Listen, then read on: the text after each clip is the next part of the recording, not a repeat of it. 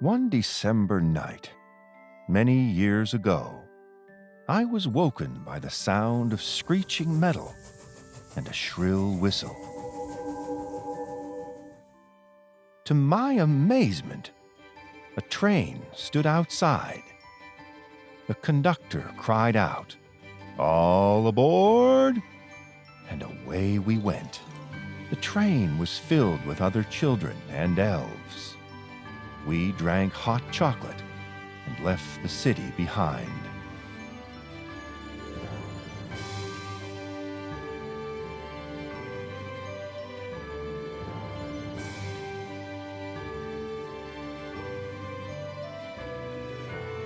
I was sure we'd reached the North Pole when I heard a booming "Merry Christmas!" It was Santa himself. To this day, I treasure that memory and wish that same happiness for all this time of year.